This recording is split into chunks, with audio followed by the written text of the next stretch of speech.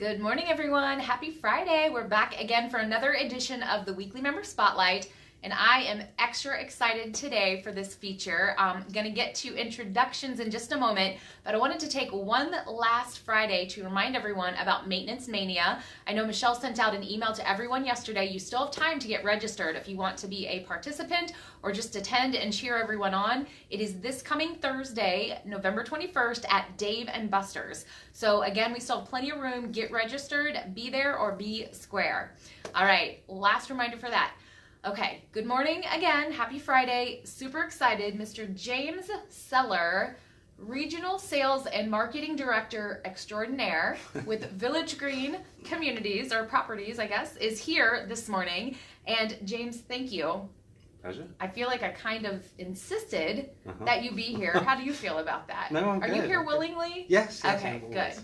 Well, I'd like to take just a moment and ask you to introduce yourself, tell everyone a little bit about who you are and what you do. Okay, so as Melissa said, my name is James Sellar. I'm the Regional Sales and Marketing Director for Village Green, based out of Cincinnati. I look after all of our properties in Cincinnati, Northern Kentucky, and both the Carolinas. And I'm there as a support role, so I'm there to support our area directors, our site teams, and my predominant focus is on lease-ups, any underperforming sites, RFPs, all those kind of things. But even the established properties, I'm there to mentor the associates, help train them, coach them. But yeah, a great role. Every day is different. No 2 days are the same. Right. So how did you get into the property management industry? In the same way that everybody else in this chair did, literally by chance. Right. So I moved over from the UK in 2013, and we were living with my wife's parents. We planned for about 3 months for financial reasons, but and I hope they're not watching this, but I think after about a week, it's like, okay, we need to go out and get an apartment. Right. So, and we actually ended up renting at Fairways of Royal Oak, which is one of our properties over on the east side. Yeah. And we lived there for 9 months, and I don't think I'd been there that long. I think it'd been about a month. Went to drop off the rent check, and a couple of our associates were there, and they said that they had a position open at Stonegate, another one of our properties on the east side. So, when we moved over, we liquefied all our assets. We had, we had money in the bank. We planned to be unemployed for a while and allow us to cherry pick the market. But, I took the opportunity, and in all fairness, I thought it was going to just be a little stopgap whilst I searched the market. But, I got the job as a leasing consultant, and, it was a big step down compared to what I was doing before. Right. But again, it was a fresh challenge. It's something completely different. I'd always been interested in real estate to some degree. Well, I know your background, but I want to ask you to talk about what you did when you were in England and before you got into property management. So in England, I basically worked in both the fashion and luxury jewellery industry. From retail management, I worked for some small but extremely high-end jewellers in the UK, doing jewellery design. I'm a trained gemologist as well. And then after the retail, I then worked for a Danish company, so I was out on the road, I was doing account management. But yeah, very exciting role, but I think when I moved over, the jewelry industry is very fickle. Like, trends change continuously, so you've got a job hop to stay up to date with it. So I wanted to change anyway with the move. So I wasn't going to make mention of this, but I feel compelled to because your accent is so unique, and I could listen to you talk forever. Do you think that has given you, maybe not in England because everyone obviously has that accent, but like as a salesperson, how do you think people receive that? And did it help you with renting apartments? Yes. Yes? Yeah, no, I think it helps. It's both a positive, but it can also be a hindrance as well. I remember when I took on the lease up at Overlook down on Turkey Foot Road, and that was my first time working in Kentucky. And I had a few prospects phoned up that had a very strong Kentucky accent, and yeah, there was definitely a language barrier between them understanding me and vice versa, so it can be a hindrance. But I like accents of any kind. I think for you too, I always think it's so sophisticated. We were in a meeting earlier this week, and I was like, I can't wait for James to talk. He's going to wow them. Well, what do you like about this industry, and what has kept you so long? The industry, it's constantly ever changing, and like in my role as a marketing director, just technology. It's coming in at such a fast pace. You know, when I moved over, I can remember, you know, being trained at Stonegate, and we had to get an address verification. I'm like, well, how do I do that? And they're like, oh, you just fill out that form and you fax it. And I'm like, sorry, what? Fax? And almost in 6 years, we've gone from faxing to artificial intelligence. And I know our industry's been behind a little bit compared to the other industries, but it's just ever changing. It constantly keeps you on your toes. Every day is different. But I love working with the people as well. I love that you like all of the data part of things, because usually people are either sales minded or operations minded, and you've got a blend of both. So that's been very helpful to our team, and I like that very much about you. What advice would you give to people who are just getting into the business, or maybe thinking about their next step in the business? It kind of goes back to the technology, actually. You know, like I said, we've gone from fax to AI within kind of 6 years in our industry, and you know, technology is amazing. Like all of our, especially in marketing, all of our decisions now are made on big data. Now, for you know, I've been in the industry 6 years. Obviously, there's people that have been in so much longer. And I know it's been a hard adjustment as we're kind of taking on this new technology, and things like, you know, chatbot, self-guided tours. You know, all these things we're looking into. But at the end of the day, you know, for the newer people coming into the industry, they're not going to know any different. They're going to see all this technology and expect it to be the norm. But we just can't forget about the grassroots, you know, that kind of personal connection. And, you know, as human beings, we all crave personal connection. And we can get that through social media, but that's just going to be a temporary fix.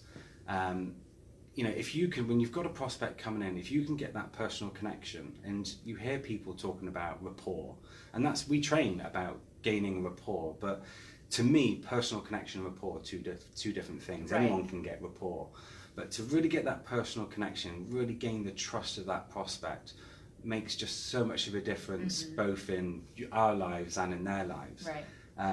And if you find that personal connection, I can almost guarantee that you're going to get the sale every single time.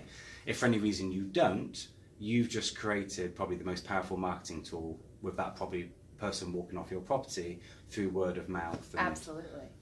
But yeah, so it's just focusing on that personal connection and creating those memorable moments. Well said. I love that, and I think that's what makes our industry, that's why I'm so passionate about our industry, because in many industries you don't have the opportunity to personally connect with people the way that we do, because what's more intimate than where someone lives? We know everything about our clients, from their credit score to their income to the way they live in their apartment, and you have to have a personal connection to trust someone to allow them to know that much about you. So I like that.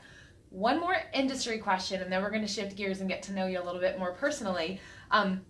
But I wanted to ask you, what do you think in the last 6 years that you've been in the business has been the singular most impactful advancement in technology or approach to how we do things? That's a good one. I know, I threw that one at you. I'm sorry. You did throw that. No, you did. Well, you mentioned so many things, and like social media, and I know we're doing VR at a property. What do you think has been like the most impactful, or will be the most impactful?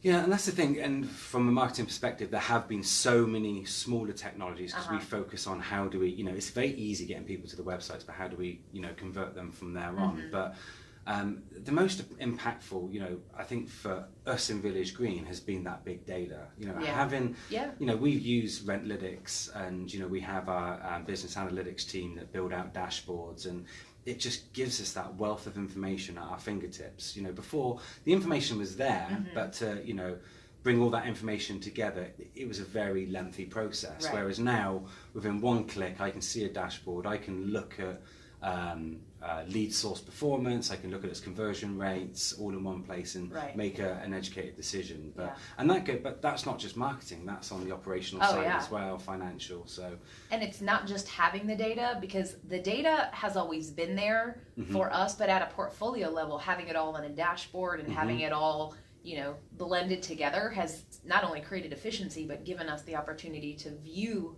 the data that we have always had differently. So I like that.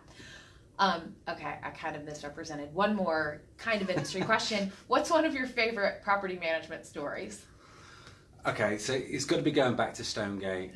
You know, there's been great moments throughout my career, most of them more personal, from like promotions and things like that. But I never forget that first winter at Stonegate because, you know, I fresh off the boat, and I think it's fair to say winters in Cincinnati are not like they are in England. They're a lot colder. And that first year we were here, the winter was brutal, I remember.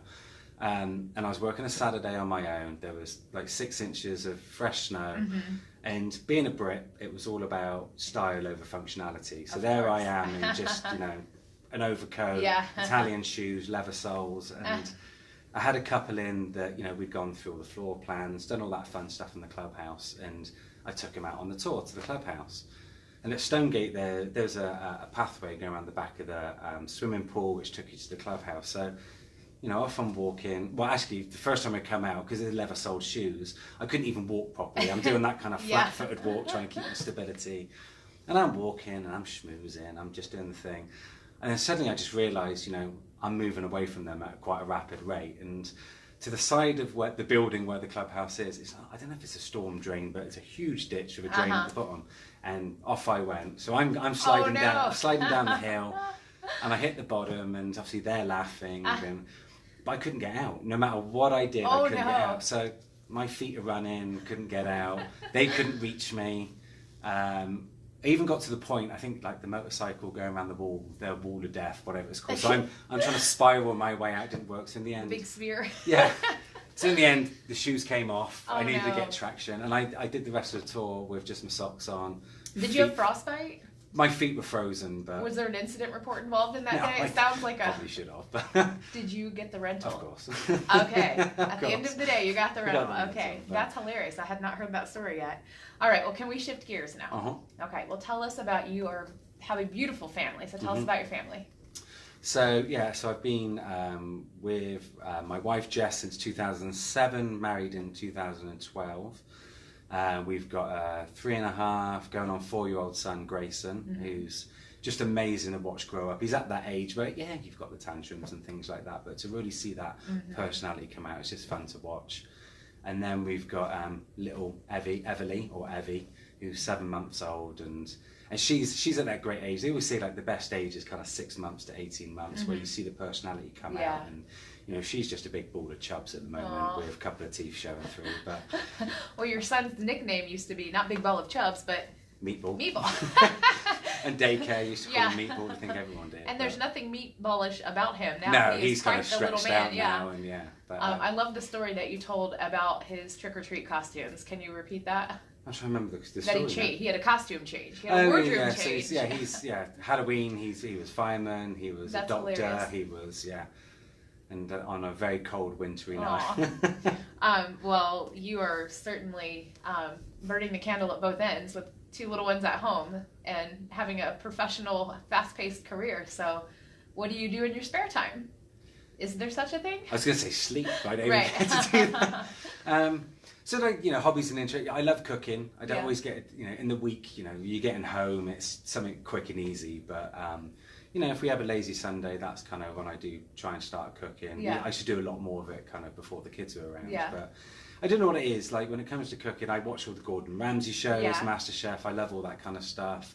I'll take a recipe that a world-renowned chef has put together, and I'll try and tweak it because I think I can better it. But I just think when I cook when I've got a glass of wine, music on the background, I zone out. Yeah. And, you know, from that experimentation, you know, I'm a couple of glasses of wine down. Who cares what it tastes like at the end of the day?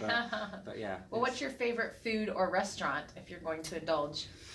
Food, I know it's cliche, but it's steak, it's beef, you know, who doesn't love beef? But there's a Gordon Ramsay recipe, and it's like a braised beef rib tip, so I've done it like 2-3 times. There's a whole bottle of red wine in it. Oh, wow. But it's such a rich sort, I went to his restaurant in Vegas and had like the beef Wellington or something, and it was pretty good. Yeah. So do you have a favorite local restaurant, and do you think like the Cincinnati food scene is anything special coming from across the pond? No, it is special. So the city I lived in England was a city called Bristol. Very similar size, not geographically, but kind of population-wise. And Bristol's known for, you know, its wealth of restaurants and arts and culture and all those things. And that's why I love Cincinnati, because it's exactly the same. Yeah. Okay, we don't get to go out and eat so much these days with the kids, but I probably have been to a restaurant twice, but that's what I love about Cincinnati. I don't have a favourite. I haven't made my way around them all. So I'm still kind of checking them all off and trying to hit up all the top restaurants. But I do love the food scene, and it's a great city for its food. Well, what's one of the best vacations that you've been on, or are you planning a fabulous vacation? Answer one or both.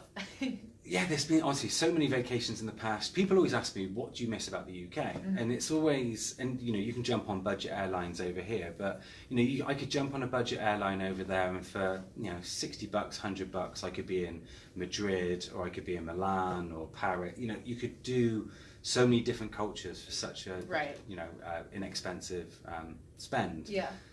So I kind of miss, and I used to do a lot of those vacations, so I do miss those. But honestly, to me, the best vacations are still to come. Now that we've got the family, Grayson's getting there for sure. But without bringing the conversation down, but with my mum passing away earlier this year, there is going to be some money coming across the pond, and all of that money, I haven't really discussed this with my wife yet. Sorry, hon, we'll talk about this later. But you're welcome, Jess. Yeah, all that money I want to put into one savings account, and that money is to be solely used for experiences, for family vacations. And so I think the best vacations are still to come. And what great. Yeah, I'm looking forward to that. Yeah, that's just a great thing to think about even. You told a really great story last week because you just went to Miami, you said, to meet your some of your family, and you ended up having more of your family there than planned. So that was really neat. How many Sellars brothers are there out there? So I'm the youngest of 4 boys. 14 years between me and the oldest, but we're thick as thieves. Yeah. We're a very close family. And how many are in the States versus? So just me, and then I've got my brother Nick down in Miami. Okay. And then, so we flew down recently, and Christian and Stuart have flown over as a surprise. So certainly a shock. Yeah. But in life, any opportunity you get to get the family together, you got to take that opportunity. Right. Well, some of us who see our families every day take that for granted. So it's an interesting, it's interesting to think about. Some people don't have that. You can't just go have dinner with your brother on a random Wednesday night if you so choose. So and lucky we got FaceTime. FaceTime's made such a difference to bring people together and technology again. All right. Well, let's get back to our questions because there's so many more things we're going to talk about. What's one of the last great books that you've read? Honestly, with the kids, I've never been a huge avid book reader. I just haven't had the time to sit down and get through a book. And later in the evening, I'm normally tired and just want to get to bed early. But I use I don't know if you've ever heard of the app Flipboard. So I read Flipboard all the time. So Flipboard, download the app. There's hundreds of different topics. It could be politics, sports, whatever you want it to be, and you check off everything you like. And every day, so it's a fantastic app. But every day you get your own customized magazine. So you say, this is what I'm interested in? All the internet, and every day it just kind of refreshes the feed, and you get all these news articles from around the world, and it could be science and technology, cooking, whatever your interests are. So I tend to go for like the bite-sized stuff. So a cup of coffee in the morning, I normally get, I'd be lucky if I get 15 minutes. So that's kind of what I do. I'm reading, the bite-sized stuff. So this is funny. I think that's a great question to ask people, like, what's your favorite app? I have to add that to this weekly member spotlight, but that's good, and I had not heard of that, so I'm going to look it up. Do you have any pets at home? We do. We have 2 cats, which were born in England. We flew them over, and people think we're crazy. Their flights actually cost more than ours. No way. That's hilarious. Because of all the veterinary stuff. And they were, we thought they were 2 boys, so we called them Harry and Lloyd. But then we found out about 12 weeks later that they were actually 2 girls. Oh. So the name's changed to after your favourite show. So we've got Rose and Blanche from the Golden Girls. So, that's so funny. How did you not know they were females? Were they kittens? They're kittens. Apparently it's hard to know. Apparently it's hard to know until they're older. That's so funny. Well, what's one of your favorite TV shows or movies? Okay, so I know it's cliche being a Brit, but it's James Bond. Absolutely. Like, hands down. Okay, so the first James Bond came out in 1962. It was Sean Connery. Dr. No. Way before my time, but in the UK, I think almost every weekend there was a Bond movie on the TV, and I just remember kind of sitting down with my family, my brothers on the couch and watching the Bond movies. So it's got that nostalgic thing for me as well, on one side, but it's James Bond. So who's your favorite Bond? Connery, Brosnan, and what was the other guy? There, Josh Brolin? No, no, you put me on the spot now. Roger Moore, Sean Connery, Oh, there's been more. George Lazenby. Yeah, there's been a few of them. Okay. Pierce. If you asked me a few years ago, it would have been Sean Connery, hands down, the original. Yeah. But Daniel Craig is. Daniel Craig. Yes. He's a pretty sweet Bond. He's pretty cool. He's been the latest one, right? Mm-hmm. So Josh Brolin wasn't one. No. Okay. He's got one more to do, which I think gets released next year, and then he's out. So yeah, he was really good, actually. He good. Rivaled Pierce Brosnan for sure. And I think I've watched the Sean Connery ones, but they're more, I think because the other movies are much better done with, technology now, that it just was a better, experience for the audience. So this is awesome. I put a question into the Weekly Member Spotlight starting just a few weeks ago because of a question that I heard you ask someone you were interviewing to be a sales consultant. So I get to ask you this question. If you could be any famous person, who would you be and why? Okay, so I've thought about this, and unless you're a soccer fan, people aren't going to know who this is, but I'm a huge supporter of Liverpool Football Club, who at the moment are probably the best football team, real football team in the world. And their manager, Jurgen Klopp, is just unbelievable. All the teams, they go through cycles of who's, top of the league and, Chelsea, Man U, all of those teams. But all their managers, when the teams are top, everybody else, all the other supporters tend to hate those managers. They tend to be very arrogant and, that's how they get the best out of their team. Whereas Jurgen Klopp is completely different. He's not above the team, he's part of the team, he's very motivational and he's just very passionate. He's a very animated character and you can see that when, Liverpool scoring the goals. Right. And, it might be different behind closed doors, but everybody just loves this guy, Jurgen Klopp, and he's just a great leader, and I definitely aspire to be like him. And I like that answer very much, and I like that you chose a real person versus a character to play. If you could be anybody, you chose a real person, so that's great. Or James Bond. Well, that's probably every. I would imagine every British man's aspiration. So, suffice to say, soccer or real football, as you said. Yeah, Liverpool, hands down. Apparently, the NFL is turning into the UFC. I don't know if you saw the highlights of the game last night. It was like a ruckus, big time ruckus. But have you been to an FC Cincinnati game? I have. Actually, one of my brothers came over, was it this year? Yeah, earlier this year, and we went to watch FC Cincinnati against LA Galaxy. Oh, yeah? And there's, fun, good time? Yeah, it's really good. The atmosphere is definitely different to like a European game, but it's still a great atmosphere. And even on BBC News in the UK, I've seen an article about FC Cincinnati being the best supporters in the MLS. Cool. So it is fun. Do you like American football at all? No. I don't follow it. And and to tell a story about Melissa. I don't know why. Living in Cincinnati, you don't follow. No, but to tell a story about you, we have our morning go meetings. Yeah. And Melissa's a big football fan, and she's always doing these analogies of like football. And I'm there listening to you, and I'm like, what does that mean? I'm on Google, like trying to figure it out. I'm like, I'm lost. Like, I don't think anyone really appreciates my football analogies. I've tried to make them more sparing. Or maybe I've just used all the ones that I know. That's funny, though. So what's one of the best concerts that you've been to, James? I've been to so many. So my brother Stuart is only about 3.5 years older than me. So we used to go, honestly, concerts 2 or 3 a month when we were back in like the early 2000s. But in the UK, there's the world's largest outdoor music festival called Glastonbury. Oh, yeah? And it's, I think, just shy of 200,000 people, 80 stages. And it's performances from around the world, all the big names, and it's a 3-day festival, and it's literally just down the road from where we grew up. So, we used to go, it's just amazing. It's a place where you don't see any fights or anything like that. It's just everybody is in it together. It's very mellow. You disconnect from the outside world, and it's just all about the music. It's a very hippie-led festival as well, so it's all peace and love. Right. But it's the English Woodstock. Basically, that's basically what it is. But, on steroids, it sounds like. Yeah. But it's fantastic. And they do it every year? They do it every 2 years now, because it was so many people. It was actually destroying the farm that they held it on. So they do it every 2 years now. But tickets, like I said, 200,000 tickets, and they sell out within an hour. Holy cow! Boom, gone.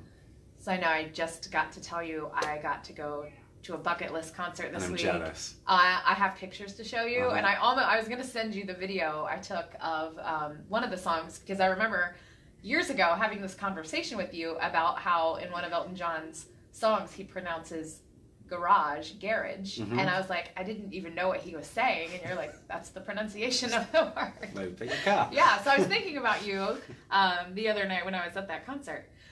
All right, we've got just a couple more questions. Uh-huh. If you could be any animal, what would you be and why? Hands down, monkey. Monkey. Many reasons. One, I was born in 1980, which is the Chinese year of the monkey. Okay.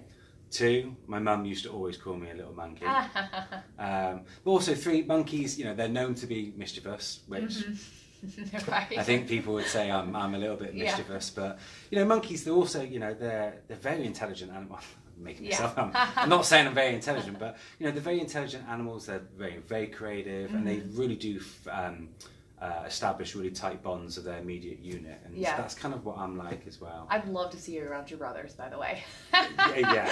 When you said mischievous, I'm like, I bet you even times 10 when you're around They're all exactly the the crew. same. All of us are exactly That's so the same. funny. Yeah. All right, so 2 more questions, and then I'll let you get to your Friday. So share some random detail about yourself that we wouldn't otherwise know, that we've not talked about yet.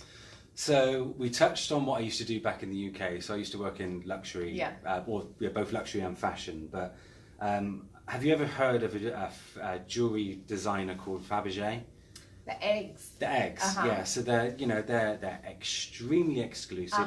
They make jewelry, but they make these Fabergé eggs, and they're pointless. They're just art. They're objet d'art. And one of the jewelers I worked for, we were one of very few that had the license to sell Fabergé eggs. So one of these eggs, there was only ever, I think, about 4 made in the world. And what Fabergé do, they normally make up to 12, and then they destroy all the plans for that egg, so it can never be reproduced. But I was, there was one, it was a limited series of 4, and I was one of the only people in the world to sell one of these Fabergé eggs to a private collector. Wow. And they're crazy. It was worth like $200,000. Wow. But they're beautiful. Yeah. They're absolutely stunning. I'm trying to think why I know about that, probably from a movie or something. I certainly don't know any collectors. Yeah, and then, a Fabergé is, it's a Russian designer, and they used to be gifted to the Russian Tsars. But extremely exclusive. Well, that is super random and very interesting. And I dropped one on live TV as well. So. Did it break? No. Okay. What would have happened had it broke? I would have been fine. We would have been across the pond sooner. Yeah, probably. All right. Well, one last question. So, what do you think the people who have worked with you in this industry, your fellow Village Green people, maybe, what do you think people would say about who you are as a professional? This question always stumps me. I love it because I'm going to put in writing later what people have actually said about you. Good to kind of get that feedback. I kind of, and I've always been the same since, we call it primary school, elementary school. I've always been the same since a young kid, that all I want to do is help people out. Kind of, my mum was a nurse in the UK, and in the UK, under the NHS, it's vocational. You don't get paid much money. And I've always wanted to help people out. And even in my role now, anybody asks me a question, okay, it can be both a positive and a negative, but I will never say no to someone. I'll always try, and depending on what workload I've got on, I'll always drop what I've got if it means I can help someone out on a personal one-to-one level. I think people like me. I think they know I'm very outgoing, and I try and bring energy to the room when I walk into the room. But at the same time, I can be quieter. You and Kelly, you and Kelly, you're very outgoing, a lot of talkers, whereas, sometimes I'll just kind of sit back, I listen quite a lot, and I'll wait till, I've really got a strong point that I kind of want to hammer home. So I think people know if I'm speaking that's a point I really want to kind of get across. And well, I'm super excited to share the feedback, and you're spot on. And I think people who speak when they have something meaningful to say versus people who just speak because someone has to speak are more meaningful to the team. So again, super excited to share all that feedback. Thank you. Was this painless? It was relatively fun. Painless, It right? It was very fun, and it goes like so fast when you get in here. Thank you very much for agreeing to do this. Appreciate it. I've learned some new things about you, and I've known you for all this time. Thank you everyone for watching. Hope you all have a great weekend and check us out next week. Thanks so much.